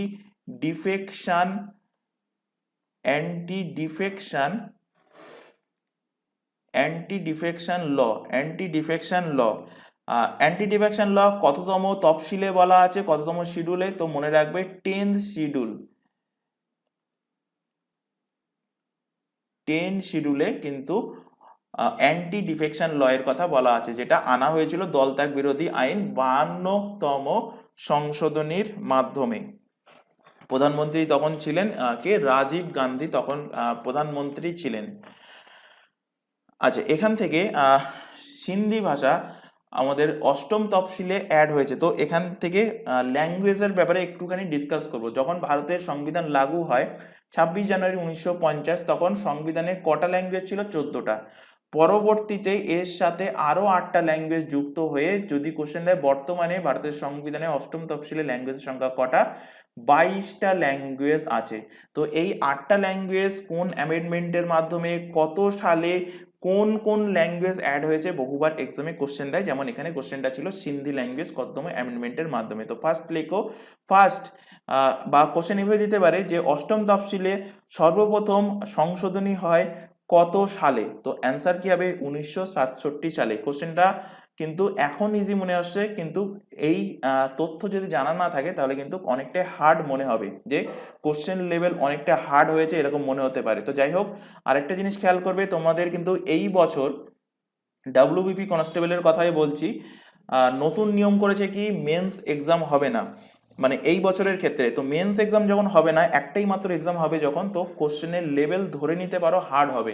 কারণ এক্সামের টার্গেটই হলো এলিমিনেট করা, তোমার সিলেকশন তাদের টার্গেট না। টার্গেট হলো যে এত lakh lakh candidate form fill up করেছে, তার মধ্যে কিভাবে আমি এলিমিনেট করে 12,000 ভ্যাকান্সি, সেখানে হয়তো নেবে হয়তো তার 3 ডবল কি 4 ডবল এরকম লামসাম তোমরা ধরে নিতে পারো। তো এর মতো ক্যান্ডিডেট সেখানে কিন্তু নেবে, এবং এরপরে শুধুমাত্র ফিজিক্যাল আছে, তারপরে ইন্টারভিউ। সেই কারণে মেন্স না থাকার জন্য প্রিলিমস এক্সাম কিন্তু টাফ হতে পারে কনস্টেবলের ক্ষেত্রে, বারবার বলছি ডাব্লিউপি কনস্টেবলের। তো সেই হিসাবে এখন থেকে প্রিপারেশন নাও এবং রেগুলার বেসিসে কিন্তু ক্লাসগুলো করতে থাকো। আর ক্লাস যদি ভালো লাগে তো অবশ্যই অবশ্যই বারবার বলছি ক্লাসটাকে লাইক করবে, কারণ অনেকে ক্লাস দেখো বাট লাইক করো না, এটা আমি দেখেছি। লাস্ট যে ক্লাসগুলো নেওয়া হচ্ছে সেখান থেকেই দেখছি প্রথম থেকেই যে অনেকে দেখছো বাট লাইক করছো না। তো যদি ভালো লাগে তো অবশ্যই অবশ্যই লাইক করবে। তোমার বন্ধু বান্ধবের কাছে এই ক্লাসের লিঙ্কটাকে শেয়ার করতে পারো তোমরা, যারা পুলিশের এক্সামের জন্য প্রিপারেশন নিচ্ছে বা অন্যান্য এক্সামের জন্য যারা প্রিপারেশন নিচ্ছে। আরেকটা কথা বলে রাখি, এসএসসি এর যে জিকে জিএস এর ক্লাস চলছে, সেখানে স্ট্যাটিক জিকে জিএস কিন্তু টপিক ওয়াইজ পড়ানো হচ্ছে। পিএসসির জিকে জিএস এরও কিন্তু একটা ক্লাস চলছে। এই ক্লাসগুলোকেও কিন্তু ফলো করবে, এখানেও যেগুলো পড়ানো হচ্ছে সেগুলো কিন্তু তোমাদের পুলিশের এক্সামের জন্য ইম্পর্টেন্ট। তো যাই হোক, চলে আসো এখানে কোশ্চেনে। 21তম সংশোধনী হয়েছিল কবে? 1967 সালে। এর মাধ্যমে কি হয়েছিল? সিন্ধি ল্যাঙ্গুয়েজ কিন্তু অ্যাড হয়েছিল। এর পরের যে সংশোধনী, তাহলে কটা হয়ে গেল ল্যাঙ্গুয়েজ? 15টা ল্যাঙ্গুয়েজ অ্যাড হয়ে গেল। এর পরে যে সংশোধনী হয়েছিল সেটা হয়েছিল 71তম 71st অ্যামেন্ডমেন্ট। কবে হয়েছিল? 1992 এর মাধ্যমে 3টে ল্যাঙ্গুয়েজ অ্যাড হয়েছে। মনে রাখার সহজ টেকনিকও শিখিয়ে দিয়েছিলাম, কি? নামক। হিন্দিতে নুনকে বলা হয় নামক, এবং এই নামককে তোমাকে যদি বলা হয় যে হোয়াটসঅ্যাপে করে কাউকে বলতে, তো তোমরা হোয়াটসঅ্যাপে শর্ট ফর্মে লিখবে কি? নামক, NMK। তো নামক থেকে এন থেকে কি? নেপালি। এম ফর হলো মণিপুরি। এই এমটাই কিন্তু ভুল হয়, কেন ভুল হয় পরে বলছি। মণিপুরি। আর কে ফর হলো কোঙ্কানি। এর পরের অ্যামেন্ডমেন্ট দেখো এখান থেকে, পরের অ্যামেন্ডমেন্ট হলো 92তম অ্যামেন্ডমেন্ট। কবে হয়েছিল 92তম অ্যামেন্ডমেন্ট? 92তম অ্যামেন্ডমেন্ট হয় 2003 সালে। তো এই 92তম অ্যামেন্ডমেন্টে কটা ল্যাঙ্গুয়েজ অ্যাড হয়? 4টে ল্যাঙ্গুয়েজ একসাথে অ্যাড হয়। মনে রাখবে কিভাবে? ম্যাথে সরল করার জন্য তোমরা পড়েছো বডমাস রুল। তো বডমাস রুল, BODMAS, বডমাস। তো এখান থেকে ওটাকে তুলে দাও, এখান থেকে এটাকে তুলে দাও, বডমাস। অ্যাব্রিভিয়েশন হিসেবে BDMS, বডমাস উচ্চারণ করতেই পারো। এখানে B for Bodo, D for Dogri, M for হলো মৈথালি এই জায়গাটাতেই গুলিয়ে যায়। তো এখানে এম ফর মনে রাখবে মণিপুরি, আর এখানে এম ফর কি মৈথালি, আর লাস্টে এস ফর সাঁওতালি, সাঁওতালি। তাহলে বোডো ডুগরি মৈথালি সাঁওতালি চারটে অ্যাড হয়েছে কততম অ্যামেন্ডমেন্টের মাধ্যমে? 92তম অ্যামেন্ডমেন্টের মাধ্যমে। তো এই টোটাল 8টা ল্যাঙ্গুয়েজ কিন্তু আমাদের অষ্টম তফসিলিতে 8 শিডিউলে অ্যাড হয়েছে ভারতের সংবিধান লাগু হওয়ার পর। তো এগুলো কিন্তু কত সালে কোন অ্যামেন্ডমেন্টের মাধ্যমে অবশ্যই মনে রাখবে। এবং যদি ভালো লেগে থাকে, বারবার বলছি ক্লাসটা যদি ভালো লাগে অবশ্যই অবশ্যই লাইক করবে। নেক্সট কোশ্চেন, সাম্প্রতিক বুনেতে ভারত এবং অপর কোন দেশের সেনাবাহিনীর মধ্যে যৌথ সামরিক মহড়া যার নাম মিত্র শক্তি 2023 আয়োজিত হয়ে গেল? তো ভারত এবং কার মধ্যে? ভারত এবং শ্রীলঙ্কার মধ্যে মৈত্র শক্তি যে মহড়া এক্সারসাইজ, মিলিটারি এক্সারসাইজ, সেটা কিন্তু আয়োজন হলো। তো এখান থেকে কিছু ইম্পর্টেন্ট মিলিটারি এক্সারসাইজ বলবো, সেগুলো নোট করে নাও, কারণ এক্সাম পয়েন্ট অফ ভিউ থেকে ইম্পর্টেন্ট। এখানে তোমার যদি 2023-এর নাও জানা থাকে, তুমি যদি শুধুমাত্র জানো যে মিত্র শক্তি এক্সারসাইজ ইন্ডিয়া এবং শ্রীলঙ্কার মধ্যে হয়, তাহলেও কিন্তু তোমরা অ্যান্সার করে আসতে পারবে। তো এটা স্ট্যাটিক জিকের যেমন একটা পার্ট, তেমনই এটা কিন্তু তোমাদের কারেন্ট অ্যাফেয়ার্সের মধ্যেও কিন্তু চলে আসে। তো এখান থেকে দেখো, ফার্স্টে লেখো India, India and France, India and ফ্রান্সের মধ্যে কোন কোন মিলিটারি এক্সারসাইজ হয়? ফার্স্ট লেখো বরুণ, সেকেন্ড লেখো শক্তি, বরুণ শক্তি, আরেকটা লেখো গরুড়, গরুড়, বরুণ শক্তি গরুড়। নেক্সট এখান থেকে লেখো India, India and Japan, India এবং জাপানের মধ্যে কি কি হয়ে থাকে? তো ইন্ডিয়া এবং জাপানের মধ্যে হয় জিমবেক্স, জিমবেক্স, যেখানে জে ফর জাপান এবং ফার্স্টে আই ফর কি? আই ফর হলো কিন্তু ইন্ডিয়া, জিমবেক্স। নেক্সট লেখো শিনু মৈত্রী, শিনু, শিনু মৈত্রী, শিনু মৈত্রী। নেক্সট লেখো ধর্মা গার্ডিয়ান,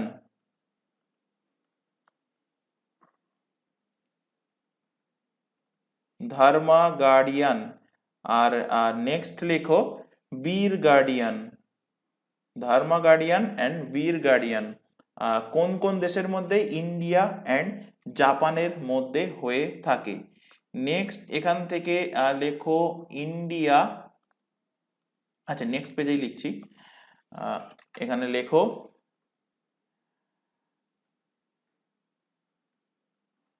ইন্ডিয়া অ্যান্ড লেখো আমেরিকা মানে ইউএসএ, ইন্ডিয়া অ্যান্ড ইউএস এর মধ্যে কি কি হয়? ফার্স্টে লেখো সঙ্গম,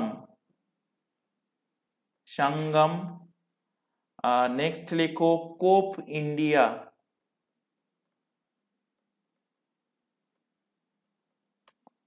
কোপ ইন্ডিয়া। নেক্সট লেখো যুদ্ধাভ্যাস, যুদ্ধাভ্যাস। নেক্সট লেখো বজ্র প্রহার, বজ্র প্রহার। আর নেক্সট লেখো টাইগার ট্রাম্প। আচ্ছা, মনে রাখার একটা টেকনিক বলে দিই, এটা তোমরা অ্যাপ্লাই করতেও পারো বা নাও পারো। ট্রাম্প, ডোনাল্ড ট্রাম্প এর আগে, মানে এখন বর্তমান কে আছেন? জো বাইডেন, তার আগে ছিলেন ডোনাল্ড ট্রাম্প কে আমেরিকার রাষ্ট্রপতি। তো সেখান থেকেই ট্রাম্প রিলেট করতে পারো যে ট্রাম্পের সাথে কি হয়েছে? ভারতের একটা ঝগড়া হয়েছে, সংঘর্ষ, সংগম হয়েছে। তো সংগম হওয়ার ফলে ট্রাম্পের কি মনে হয়েছে? মানে আমেরিকার মনে হয়েছে আমেরিকার একটা ভারতের ওপরে তার মনের মধ্যে রাগ সৃষ্টি হয়েছে, অর্থাৎ মনের মধ্যে একটা কোপ তৈরি হয়েছে যে ইন্ডিয়ার ওপরে, কোপ ইন্ডিয়া। তো এর ফলে তারা কি করছে? যুদ্ধাভ্যাস শুরু করে দিয়েছে, যে ভারতকে মারবে, ভারতের সাথে যুদ্ধ করবে, এবং কি দ্বারা মারবে? বজ্র দ্বারা ভারতকে আঘাত করবে। তো কি বললাম? ট্রাম্পের সাথে ভারতের একটা সংগ্রাম হয়েছে, এর ফলে ট্রাম্পের মনের মধ্যে একটা ক্ষোভ তৈরি হয়েছে ইন্ডিয়ার প্রতি, এবং দুটো দেশই তার ফলে নিজেদের যুদ্ধ অভ্যাস শুরু করে দিয়েছে, যে দুটো দেশের মধ্যে যদি যুদ্ধ বাঁধে তো তার আগে প্র্যাকটিস তারা শুরু করে দিয়েছে, যুদ্ধাভ্যাস। এবং এরপর কি করলো, আমেরিকা হঠাৎ করে ইন্ডিয়ার উপরে বজ্র দ্বারা প্রহার করলো। তো এখান থেকেই আচ্ছা, তোমরা 5টা মনে রাখতে পারবে: সঙ্গম, কোপ ইন্ডিয়া, যুদ্ধাভ্যাস, বজ্র প্রহার, টাইগার, ট্রাম্প। একইভাবে ইন্ডিয়া ফ্রান্সটা কিভাবে মনে রাখবে, তোমরা বরুণ ধাওয়ানকে চেনো আশা করি। তো বরুণ ধাওয়ান আগে যখন ফিল্ম ইন্ডাস্ট্রিতে আসে তখন অত পরিচিত ছিল না, কিন্তু এখন অনেক পরিচিতি পেয়ে গেছে। তো এরপর পরিচিতি পাওয়ার ফলে কি হয়েছে, তার কিন্তু অনেক পাওয়ার বেড়ে গেছে, তার শক্তি বেড়ে গেছে, এবং তার শক্তি, পাওয়ার, পরিচিতি ইত্যাদি বাড়ার জন্য তার গুরুর বলে না, যে তার গুরুর বেড়ে গিয়েছে, তো গুরুর থেকে গরুর, তার গুরুর বেড়ে গিয়েছে। তো এইভাবে মনে রাখতে পারো ইন্ডিয়া অ্যান্ড ফ্রান্সটাকে। নেক্সট এখান থেকে লেখো ইন্ডিয়া অ্যান্ড ব্রিটেন মানে ইউকে। এর মধ্যে লেখাবো 3টে। একটা লেখো ইন্দ্রধনুষ,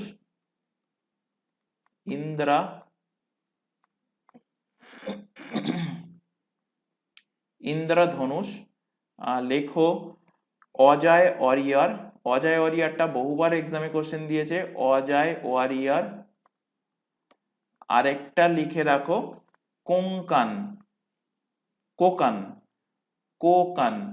কোকান, ইন্দ্রধনুষ, অজয় ওয়ারিয়ার প্রত্যেকটাই ইন্ডিয়া এবং ইউকের মধ্যে মিলিটারি এক্সারসাইজ।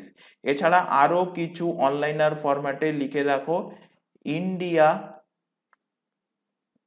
অ্যান্ড লেখো চায়না।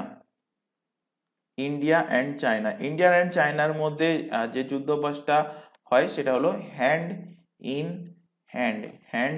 হ্যান্ড। নেক্সট লেখো ইন্ডিয়া অ্যান্ড রাশিয়ার মধ্যে লিখে রাখো ইন্দ্রা।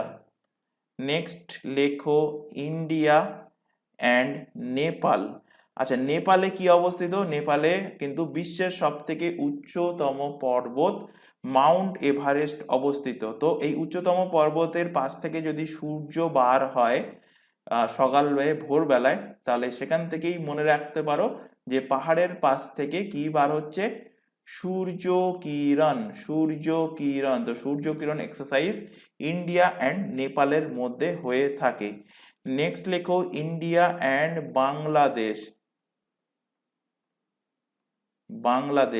ইন্ডিয়া অ্যান্ড বাংলাদেশের মধ্যে সম্প্রীতি।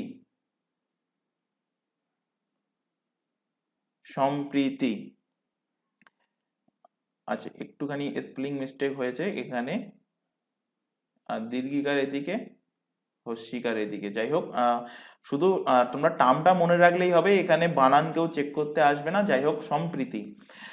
নেক্সট লেখো এখান থেকে ইন্ডিয়া বাংলাদেশ হয়ে গেল। নেক্সট লেখো ইন্ডিয়া অ্যান্ড ইন্দোনেশিয়া। ইন্ডিয়া এবং ইন্দোনেশিয়ার মধ্যে হয়ে থাকে সমুদ্র শক্তি। নেক্সট লেখো এখানে ইন্ডিয়া অ্যান্ড শ্রীলঙ্কা। যেটা কোশ্চেনে ছিল, লেখো মৈত্র শক্তি। এবং এছাড়া লেখো, কোশ্চেনে ছিল কি, মিত্র শক্তি লেখো। এছাড়া এখান থেকে লিখে রাখো silnex. S for Sri Lanka, I for কি, ইন্ডিয়া। আরেকটা কি বললাম যেটা কোশ্চেনে ছিল সেটাও লিখে রাখো এর পাশে, মিত্র শক্তি। নেক্সট লেখো India and Singapore and Thailand. India, Singapore এবং এর সাথে Thailand. India, Singapore and Thailand এর সাথে যে যুদ্ধাভ্যাসটা হয় এই 3টে দেশ মিলে, সেটা হয় কি SIT। Singapore, I for India, T for হলো কি Thailand, SITMEX, SITMEX. Next লেখো এখানে India and Australia, India and Australia, India অস্ট্রেলিয়ার মধ্যে যে যুদ্ধাভ্যাসটা হয় সেটা কি? AUSINDEX, AUSINDEX. Next লেখো India and Myanmar, India and মিয়ানমারের মধ্যে ইমবেক্স। নেক্সট লেখো ইন্ডিয়া অ্যান্ড ভিয়েতনাম,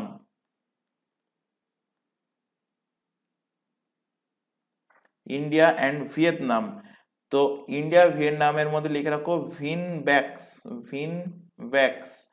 নেক্সট লেখো ইন্ডিয়া অ্যান্ড কাজাখস্তান,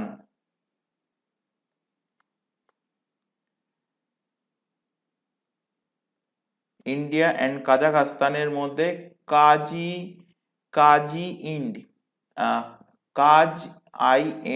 কাজাখস্তানে KAZ আর ইন্ডিয়ার IND। নেক্সট এখান থেকে লেখো India and Malaysia, হারিমৌ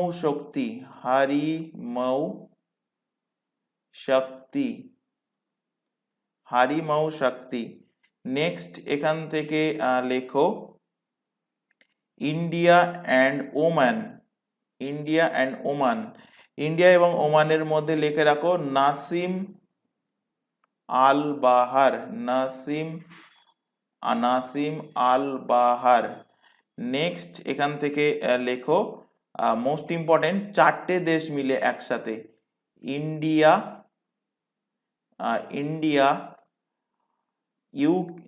USA, Australia and Japan, মানে কি কোয়াড কান্ট্রিজ। এই চারটে মিলে কি কোয়াড কান্ট্রিজ। যদি কোশ্চেন দেয় এর মধ্যে কে কে কোয়াড কান্ট্রিজ এর মধ্যে পড়ে, একটা হয়তো ভুল দিয়ে দেবে, তো খেয়াল রাখবে ইন্ডিয়া, USA, অস্ট্রেলিয়া এবং জাপান মিলে কোয়াড কান্ট্রিজ গঠন করে। এবং কোয়াড কান্ট্রিজ এর মধ্যে যে এক্সারসাইজটা হয় Malabar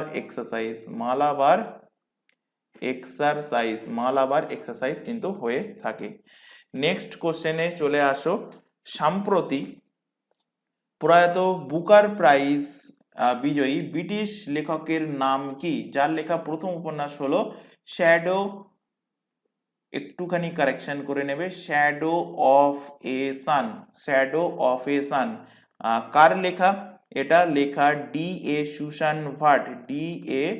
Susan Bhat. Option B এর কিন্তু সঠিক অ্যান্সার হয়ে যাবে। বুকার প্রাইজের প্রসঙ্গ যেহেতু আসলো, বুকার প্রাইজ থেকে রিলেট করো, এখানে লেখো।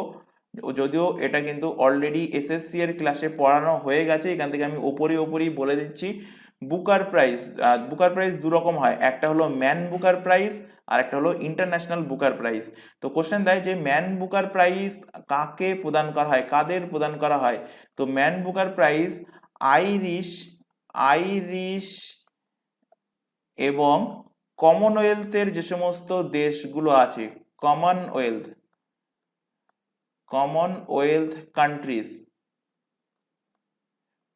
কান্ট্রিজের মধ্যে কারা কারা পড়ে? যে সমস্ত দেশগুলোকে ইংরেজরা শাসন করেছিল, তারা কমনওয়েলথ দেশের মধ্যে পড়ে। তো আইরিশ এবং কমনওয়েলথ কান্ট্রিজের মধ্যে পড়ে এমন যে সমস্ত ব্যক্তিত্বরা আছে যারা ইংলিশে রচনা করেন, ইংলিশে গ্রন্থ লেখেন, তাদেরকে কিন্তু প্রোভাইড করা হয় ম্যান বুকার প্রাইজ। প্রথম কবে দেওয়া হয়েছিল ম্যান বুকার প্রাইজ? মনে রাখবে 1969 সালে ম্যান বুকার প্রাইজ দেওয়া হয়েছিল। আর যদি বলা হয় international man Booker prize, international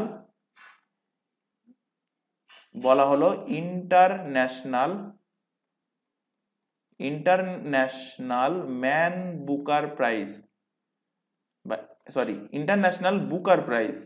international Booker prize, এগুলো সব ডিটেলসে SSC জিকের ক্লাসে পড়ানো হয়ে গেছে, বারবার বলছি, সেখান থেকে দেখে নেবে। এটা কাকে প্রোভাইড করা হয়? প্রোভাইড করা হয় অন্য ভাষায় লেখা যে সমস্ত গ্রন্থ আছে সেটাকে যদি ইংরাজিতে ট্রান্সলেট করা হয়, ইংরাজিতে যদি অনুবাদ করা হয়, তো তো সেই সমস্ত গ্রন্থের ওপরে দেওয়া হয় কি ইন্টারন্যাশনাল বুকার প্রাইজ, এবং এটা দেওয়া শুরু হয়েছে 2005 সাল থেকে। এবার এখান থেকে মোস্ট ইম্পর্টেন্ট হয়ে যাচ্ছে যে ভারতীয় উইনার কারা কারা, মানে ম্যান বুকার প্রাইজ কতজন ভারতীয় পেয়েছেন। তো 5 জন ভারতীয় পেয়েছেন। কে অলরেডি পড়িয়েছি, ভিএস নাইপাল পড়িয়েছি, সালমান রুশদি পড়িয়েছি, কিরান দেশাই পড়িয়েছি, এখান থেকে অরুন্ধতী রায় এবং অরবিন্দ আদিগা। তো এদের লেখা যে সমস্ত বই সেগুলো অলরেডি এসএসসি এর জিকেজিএস এর ক্লাসে ডিটেলসে পড়ানো আছে, তাই প্রত্যেককে বলবো এসএসসি জিকেজিএস এর ক্লাসটা ফলো করতে। এর লিংক মানে এর প্লে লিস্ট লিংক এই ক্লাসের ডেসক্রিপশন বক্সের মধ্যেই কিন্তু দেওয়া আছে, সেখান থেকে কিন্তু তোমরা পেয়ে যাবে। তো সেখানে অলরেডি পড়ানো হয়ে গেছে, সেখান থেকে দেখে নেবে। এখান থেকে যেটা মনে রাখবে, লাস্ট যিনি পেয়েছেন ম্যান বুকার প্রাইজ 2023-এ, তার নাম কি? তার নাম হলো প্রফেট সং। একইভাবে ইন্টারন্যাশনাল বুকার প্রাইজ কোন কোন ভারতীয় পেয়েছে সেটাও কিন্তু অলরেডি পড়ানো হয়ে গেছে। এখান থেকে মনে রাখবে 2024-এ ইন্টারন্যাশনাল বুকার প্রাইজ কে পেয়েছে। তো 2024-এ পেয়েছে, এনার নাম একটু বড় খটোমটো হতে পারে, জেনি এরফেনবেক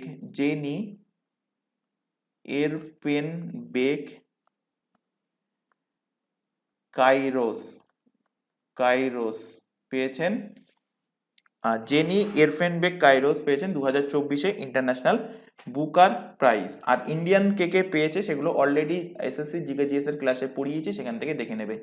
নেক্সট কোশ্চেনে চলে আসো। পশ্চিমবঙ্গের রাজ্য সঙ্গীত হিসাবে ঘোষিত হওয়া বাংলার মাটি বাংলার জল গানটা কার লেখা? তো বাংলার মাটি বাংলার জল গানটা লিখেছেন কে? রবীন্দ্রনাথ ঠাকুর। আচ্ছা, রবীন্দ্রনাথ ঠাকুর থেকে আরেকটা কোশ্চেন দেয় যে রবীন্দ্রনাথ ঠাকুর কটা দেশের জাতীয় সঙ্গীত লিখেছেন? জাতীয় সঙ্গীত কটা দেশের লিখেছেন রবীন্দ্রনাথ ঠাকুর, বা কোন কোন দেশে? তো মনে রাখবে দুটো দেশের, একটা তো অবভিয়াসলি ইন্ডিয়া, এটা তো জিন্দেগিতে কোশ্চেনে দেবে না, দেবে অন্য কোন কান্ট্রি? তো বাংলাদেশের কিন্তু লিখেছেন আমার সোনার বাংলা। এবার দেখা যাক, ওখানে সরকারের পতন হয়েছে, ওনারা মানতে চাইছেন না রবীন্দ্রনাথের এই জাতীয় সঙ্গীতটাকে। এবার দেখা যাক তারা চেঞ্জ করে কিনা, যদি চেঞ্জ হয় সেটা কিন্তু তোমাদের কারেন্ট অ্যাফেয়ার্সের ক্লাসে আপডেট করে দেওয়া হবে। তো এই ছিল আজকের ক্লাসে তোমাদের 11টা কোশ্চেন। 34 নম্বর ক্লাস ফার্স্ট পার্ট কিন্তু এর আগের দিন পড়ানো হয়েছে, আজকে লাস্ট পার্ট কমপ্লিট করলাম। তো আশা করি প্রত্যেকটা কোশ্চেন তোমাদের ক্লিয়ার হয়েছে। আর ক্লাস যদি ভালো লাগে অবশ্যই ক্লাসটাকে লাইক করবে, বারবার বলছি। আর তোমার বন্ধু বান্ধবের কাছে শেয়ার করবে যারা পুলিশের জন্য প্রিপারেশন নিচ্ছে বা আদার্স অন্যান্য কম্পিটিটিভ এক্সামের জন্য প্রিপারেশন নিচ্ছে। তো আজকের ক্লাস এখানে শেষ করছি, আজকের ক্লাস এই পর্যন্ত। আর যদি কোনো প্রকার ডাউট থেকে থাকে সেটা অবশ্যই কমেন্ট বক্সে কমেন্ট করে জানাবে। তো আজকের ক্লাস এই পর্যন্ত, নেক্সট দেখা হবে পরবর্তী ক্লাস নিয়ে। Thank you.